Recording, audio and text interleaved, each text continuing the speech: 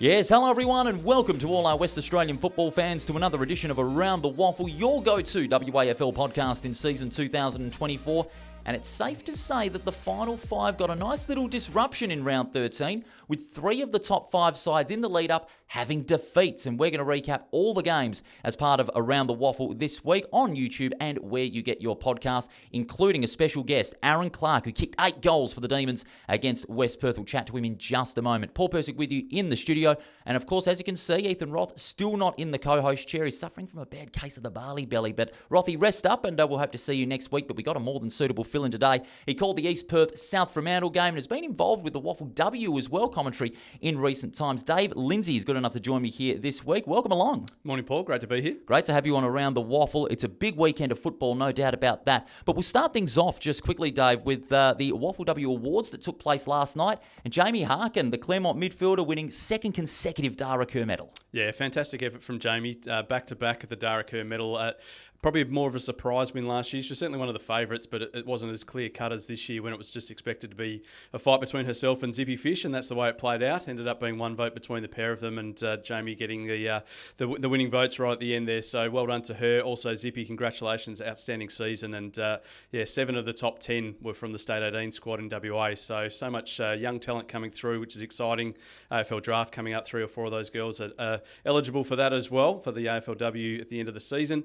And then there's another 3 or 4 of those top 10 that have one more year to go. So plenty of football to be played by them, and really exciting to see the talent coming through the pathway. It goes to show that the future of women's football in this state is in very good hands, and it's going to grow, no doubt about that, tenfold over the next few years. Congratulations to Jamie Harkin and, of course, Claremont, that amazing achievement, and we'll preview that big grand final on Thursday here on Around the WAFL. Coming up, we have got Aaron Clarke standing by to chat about that big 8-goal haul against West Perth. But first, here's how you can win big.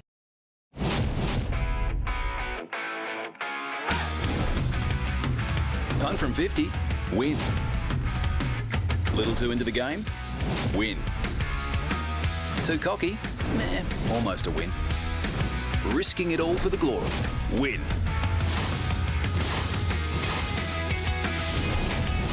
It's win-win at the WAFL. Great footy, food and entertainment. Find out more at waffle.com.au. Yes, Win-Win WAFL in season 2024. It's been drawing some great crowds all around Western Australia in the 2024 season. And one of those players that has been lighting up the crowds in recent weeks is Aaron Clarke of the Perth Football Club. He set up a massive win over West Perth with an 8-goal bag at full forward. And he is good enough to join us here today on Around the WAFL. Aaron, good morning to you. What a massive haul that was at Lath Lane on Saturday. Hey lads, thanks for having me. Yeah, it was a great team win, and obviously good to get on the board individually. Yeah, especially after Perth had 7 straight losses, and you needed a big performance like that. What does that take for the confidence of the side? That win, what does that mean for the confidence of the club heading into the second half of the season? Yeah, we've definitely been building in sort of the last 6 weeks. We've shown some good patches. We've obviously had a few blokes come back from injuries, so obviously looking to get on the right track now. Aaron, you've made the transition across from over east. What's it been like playing on the bigger grounds in Perth? Does it suit your style? Yeah, it's definitely much more wide open footy, a lot more leading up and down the ground rather than contested marking. So I sort of can do both, so it suits my style. You've come back after a long spell out of the league side. You hadn't played before round 11 in about 8 weeks. And what was it like to get back out there, get the miles in the legs and, really make a big statement? Because you haven't been held goalless at all this season in the WAFL. You've been right up there as a continual threat up forward. Yeah, well, it's been frustrating a bit for me this year. Just sort of did my ankle the first 10 minutes of round 1. Played on it for a few weeks and then, had to spend some time in the moon boot. So sort of just coming back now and getting to full fitness. Starting to build again, and so are we as a team. Aaron, you're one of the newer members, obviously, of the Perth side. You might not have been as aware of the rest of your teammates of that massive hoodoo at your home venue against West Perth. 20 years of football without a victory. What did it mean to the club to finally put an end to that one? Yeah, we were all reminded before the game, 20 years, 2004, it's been a long time. So, a bit more to play for. What about your other returning players, Charlie Constable and also Jack Avery, who played his first game of the season after breaking his foot in the pre-season? What was it like to have those two come back? Yeah, obviously they're both key pillars of our side. And yeah, it was great to have them back, especially Chuka in the midfield, winning the ball out, and Avo's always reliable down back. Tell us a bit about the leadership of Charlie. Hearing some really good things that he's certainly having a massive impact in that sort of space within the football club. He's got a very strong history within the AFL competition as well. What does he add to the club? Yeah, immediately in the pre-season, you could see he's one of the standout leaders of the club. And yeah, obviously playing in the midfield as well, it's easy to sort of bring the team along with you. So yeah, it's always great having him in there. What about Austin Davis as well? He's providing some great value down back as well, and he's got some good leadership qualities about him as well. I think he could play a really good role in the last 8 rounds of competition alongside Charlie Constable. Yeah, Aussie again, one of our key players, and always gets the most out of himself every week. He's just such a great runner, and his work rate's unbelievable, and can certainly use the footy with his left foot. You would have been down to training since the game. I imagine there's a lot more confidence within the group now. You've got most of the second half of the season to go. What are the goals? Finals probably looks like it might be a little bit beyond, but what are the goals for the rest of the season? Yeah, we had training last night, but Germo's sort of been driving that win or loss. We just need to reset Monday night and sort of look forward to the next week. We've got a win on the board, but we certainly believe we can get a lot more wins on the board for the rest of the year. Well, your next game against East Fremantle, you took them to the limit the last time you guys met. Only 4 points in it, but this one could be a big chance for you because East Fremantle are starting to stutter a little bit.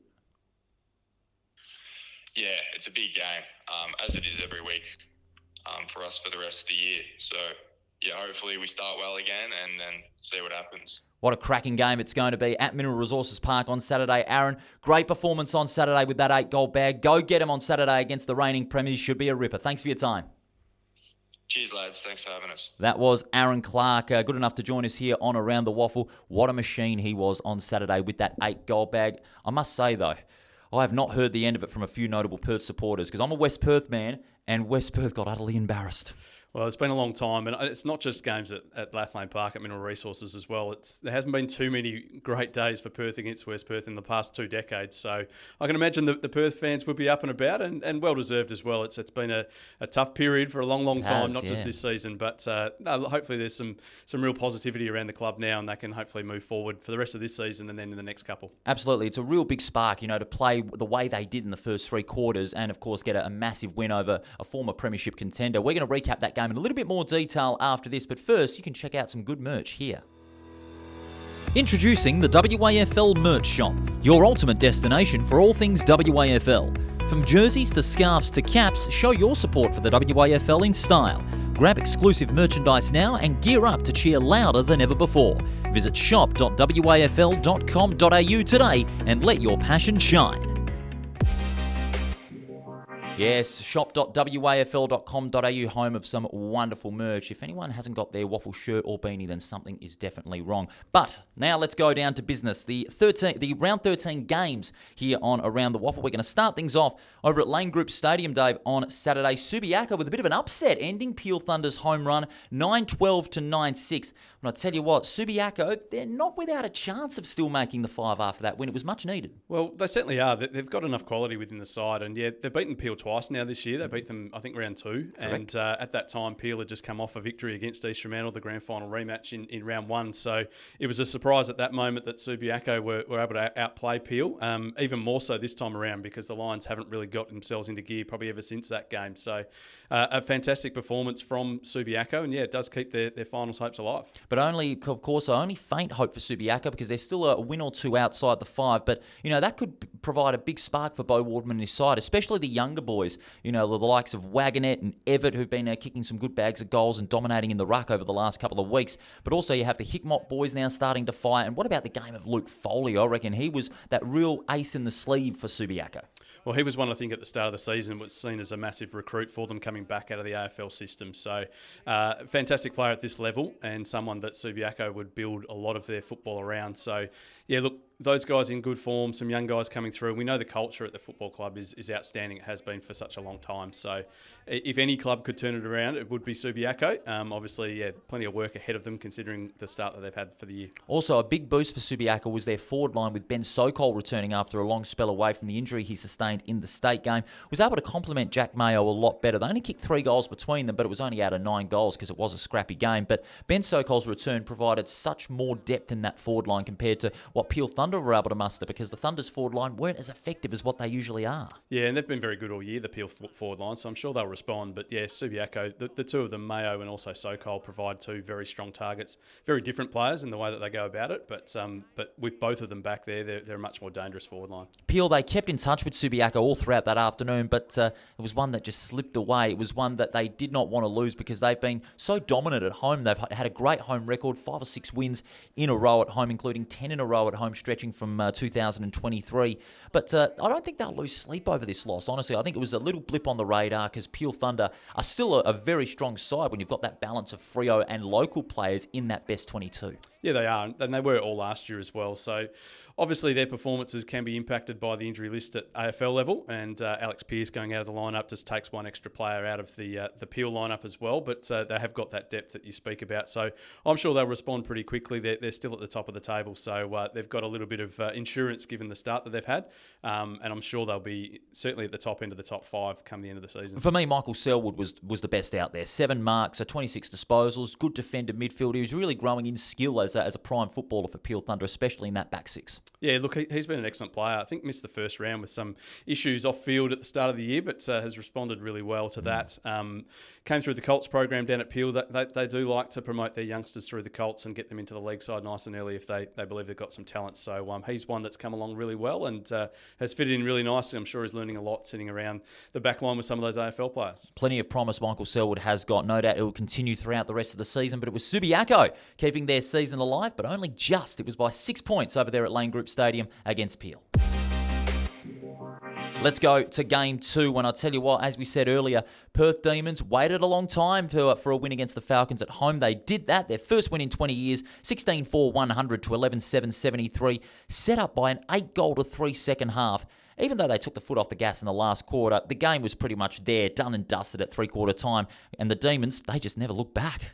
Yeah, fantastic for Perth. I mean, we know their struggles over many years now, but this season there was a lot of hope at the start of the year and some injuries to some key players. Aaron Clarke, one of those, obviously, that really was a massive setback for them. And Charlie Constable's another player that was one of their star recruits, and to miss him for a significant portion of that first half of the year has been a massive blow for them. He comes back. It's not surprising that they start to turn their fortunes around. As well as Sam Simpson as well. You think about that. 3 massive returns, Constable, Avery and Simpson, and what value they provided to the Demons side, what depth they had as well in the midfield and up forward as well. Without them, there was those missing links. German had to utilise many key players in different positions, like Sam Stubbs, a prime forward, now was utilised in midfield, also having to drop Harry Quartermain. That was also a question last week as far as team balance was concerned, but I think that performance, that was where they got the balance right on this occasion. They were able to kick a big score. Yeah, and it'd be a long time since Perth have kicked 100 points as well, I would have thought. So great to see their forward line functioning nicely. Sam Stubbs is such a dangerous player, whether he goes through the midfield or he's up forward. So they do have some weapons there. Let's hope for their sake they can get on a little bit of a roll. East Fremantle's a tough challenge for them, I'm sure, but it wouldn't put it past them if they can find the similar form to the weekend. They also lost Josh Edwards early in that game with broken ribs, but Blake Schlensog, who usually plays at half-back, covered brilliantly in the ruck. He beat Brock Carter in that contest. Carter, against Schlensog, I believe, only had 13-14 hit-outs out of his 36, and Schlensog had 22 alone, which is a massive statement. It goes to show, the versatility that Blake Schlensog has got for the Demons. Yeah, well, he's another recruit for them that they were hoping for big things from, and again, the injuries probably means he gets thrown around into different positions that might not have been the position that they had in mind when he was first recruited. So, but he's versatile, and you need that at WAFL level. There's some really key players across the whole competition that seem to pop up in pretty much every position on the ground. He's one of those, so really key player for the Ds. He's been magnificent throughout the season. 15 disposals to go with his 22 hit-outs as well. We mentioned Aaron Clarke earlier. 8 goals, a magnificent performance. He got great backup from Jed Kemp as well, who offered some good leads inside the 50 with 3 goals. As for West Perth, I could only sum it up in one word: embarrassing, especially those first 3 quarters. they just couldn't get first to the football at all. They almost showed no effort in the first and the second quarters. Absolutely none whatsoever. They were only held to 5 goals at three-quarter time and were trailing by 10 goals. You talk about, okay, Meadows and Black got plenty of the football, so did Shane Nelson. They were firing, but they only did that in the last quarter. They kicked 6 goals to 2 in that last quarter. If they'd shown that same intensity around the ball for 3 quarters, we would have had a closer game and West Perth would have had a greater chance of victory, but they just could not sustain any intensity throughout that game until the last quarter. Yeah, obviously a disappointing day for the Falcons, and they've had a tough season. Jason Salasic's first season in charge as the head coach there as well. So again, it's always challenging getting used to a new coach, and I'm sure he's finding some difficulties along the way as well. But no, West Perth hasn't quite gone their way. A few key injuries through the run of the season so far, but yeah, they would have expected better against Perth. Obviously, coming up against a Demons side that was fired up on the day, and they couldn't match them. And the problem is now for West Perth, they've got a couple of finals contenders in the next 2 weeks. Swan Districts is one of them. It's only going to get tougher here for West Perth. And think about this: their reserves team had almost 500 games of experience on looking at the list combined. On average, the league side had 50 on Saturday against West Perth. Now, there's a sign right there that some experience is lacking, and some of those players are getting to round towards the end. Yeah, quite possibly. And there's a transition period. Again, sometimes happens with a new coach. There's been quite a few good young players coming through West Perth this season, having their opportunities. We saw Jasper Scaife early in the season doing an excellent job for them. So there will be a bit of a changeover, I guess, in the personnel. And they do have some players, you mentioned the likes of Black and Nelson, that are coming towards the end of their careers as well. So, a different sort of period for West Perth at the moment. And it does look as though finals might be just out of reach for them this year. Also, another problem, Dean Munn's had his number taken as well in that game as well. So something's going to be hanging over his head as well in that game following that 27-point loss. But the Demons, they are riding high, and rightfully so. It is great for the competition, to see the Demons getting up and about. And they certainly did that against West Perth, and they lift off the bottom of the ladder following that 27-point win over the West Perth side. Okay, game number 3. You were at this game on Saturday. It was an absolute beauty in that last quarter, but dare I say it, East Perth can count themselves lucky. 10-8 to 10-5, 3 points the margin in the end at Sullivan Logistics Stadium. And no Brayshaw, no McCready, no Mazzando. I guess no worries for East Perth.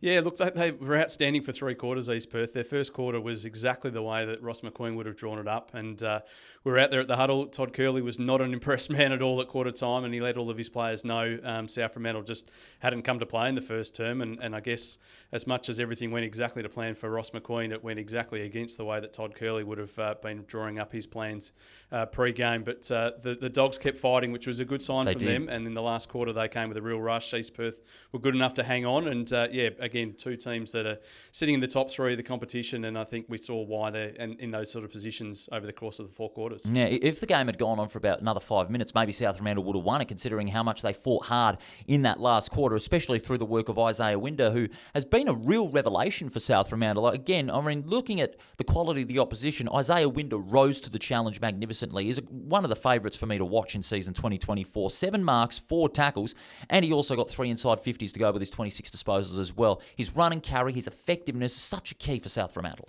He's a very exciting player. There's a passage of play from the weekend where he picked up the footy in the back pocket and took off in 3 bounces through heavy traffic, which was very exciting stuff. He's a key man in the midfield for South Fremantle, and I think he's someone that other teams are going to have to put a lot of time into in the back half of the year. Yeah, especially some of those quality opposition in the next couple of weeks. Maybe one player would have to tag him quite hard, because whenever he gets that ball and that run and carry along the wing, as we saw in that big passage of play on Saturday, he is hard to stop, Isaiah Winder, when he's got the ball in his hand.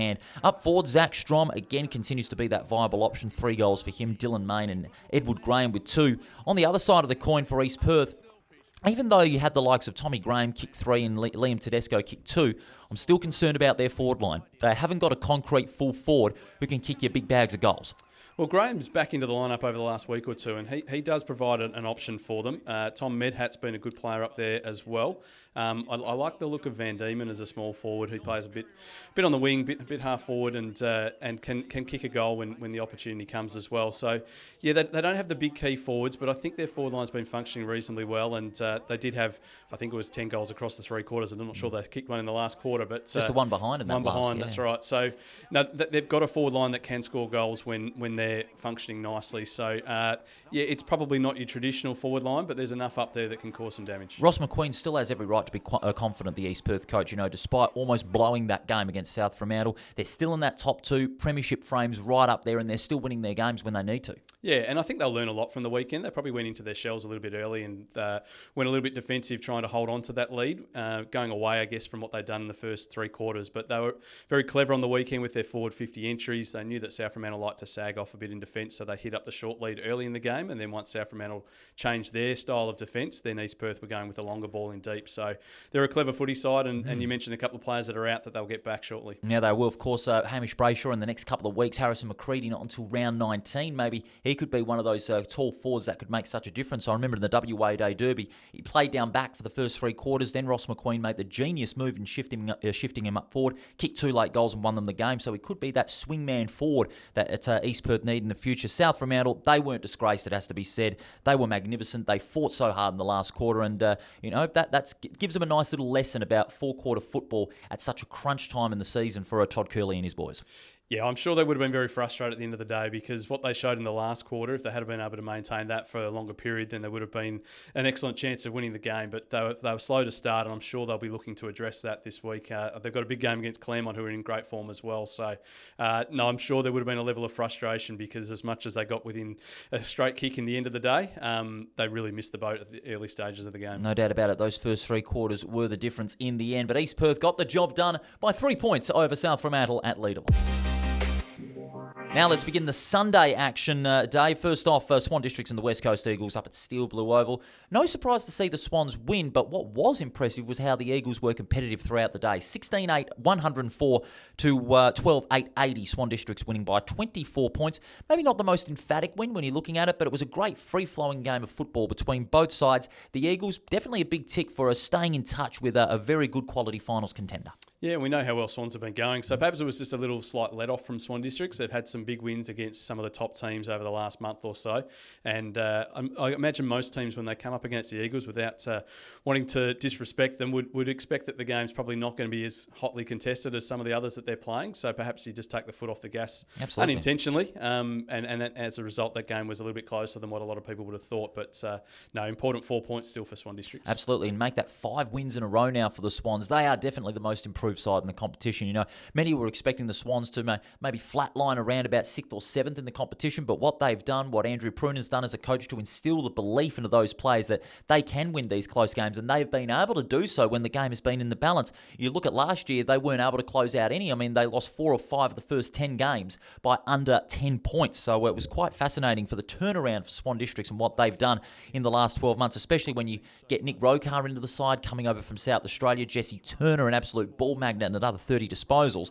And Aaron Clarke, Swan District's Aaron Clarke, that is, without wishing to confuse anybody, 24 disposals, but he had 5 tackles, very physical player. And Jesse Turner, 10 marks to go with his 30 disposals. Just the depth that they've got, their consistency has been magnificent. And we can't forget Tom Edwards, who kicked another 4.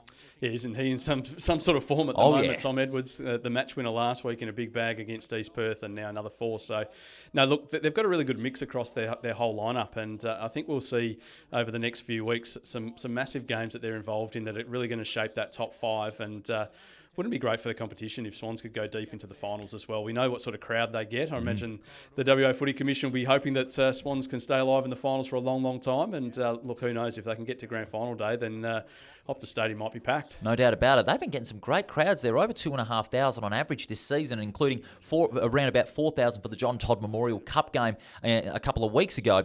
On the other side of the coin, the West Coast Eagles, well, they weren't disgraced either. I mean, they were competitive, especially with Zane True and Clay Hall getting plenty of the football. And Andrew Gaff, of course, once again showing that just a number for good old Gaffy, 31 disposals as well. But 4 goals for Jack Williams as well, a viable forward option maybe. Could he push up maybe for AFL selection?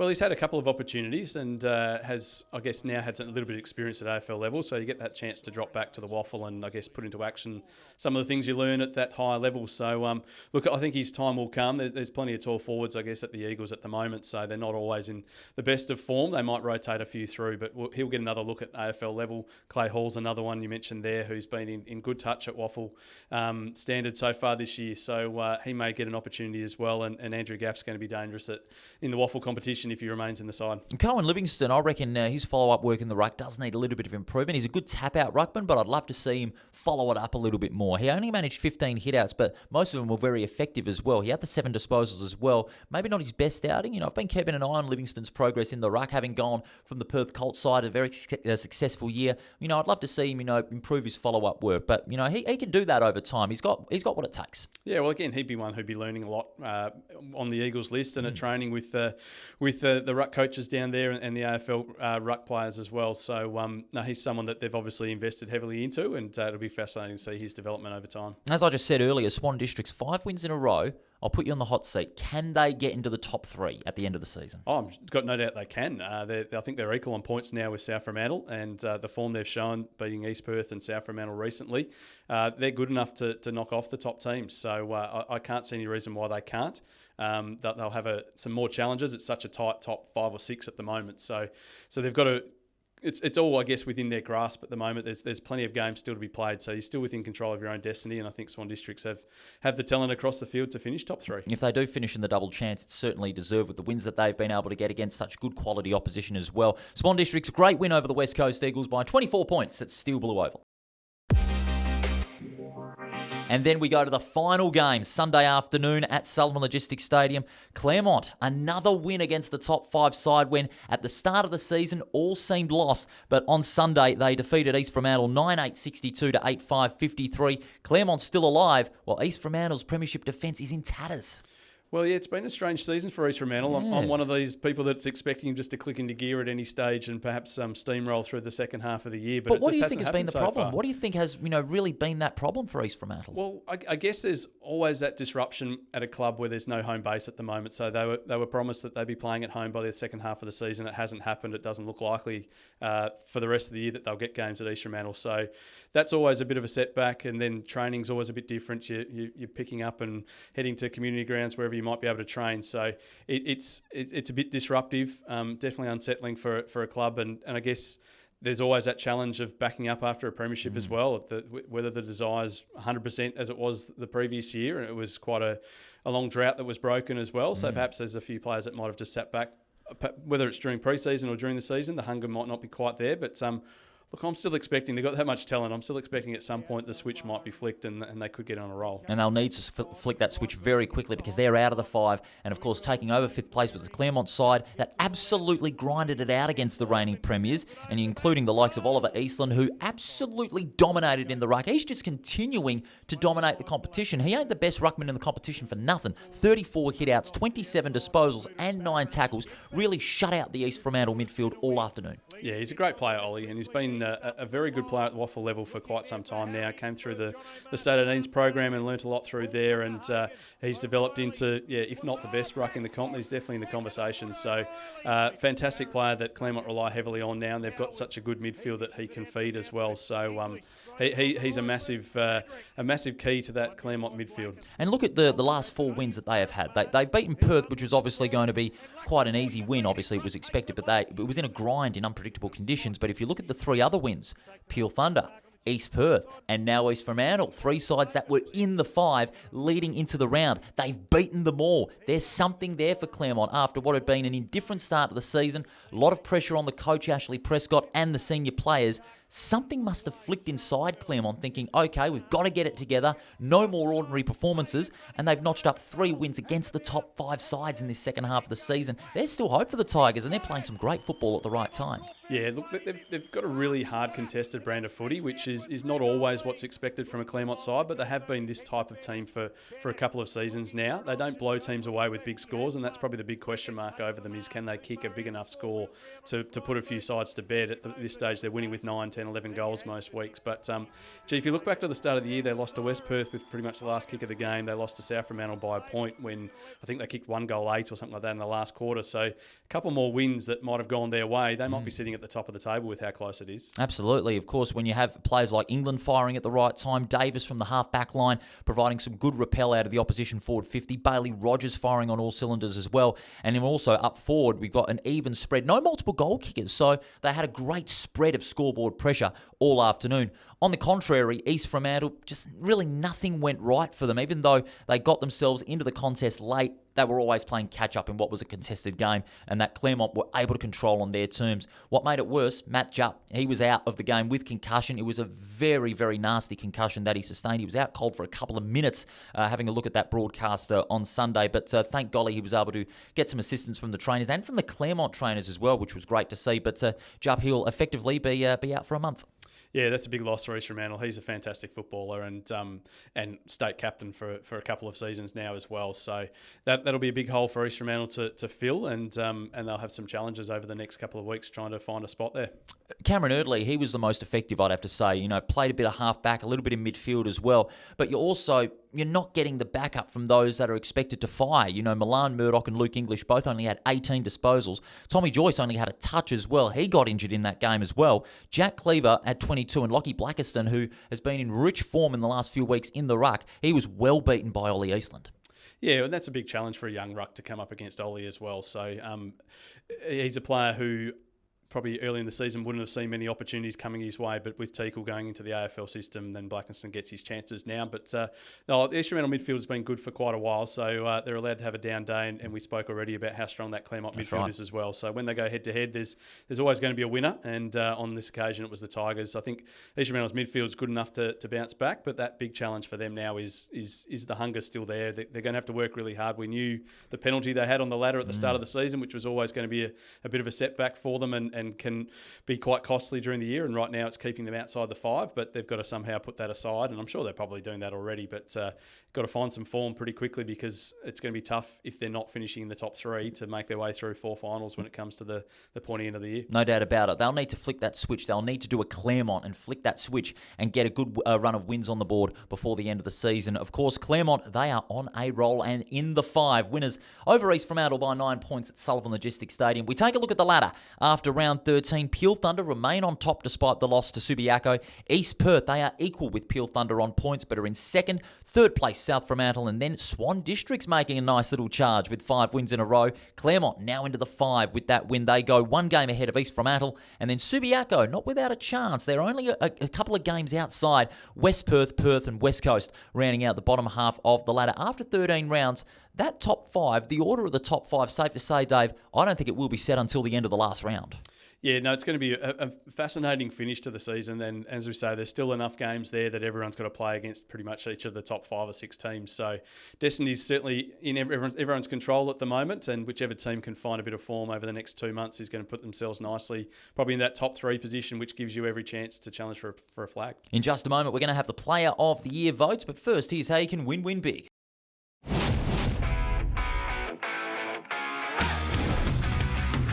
Punt from 50, win. Little too into the game, win. Too cocky, almost a win. Risking it all for the glory, win.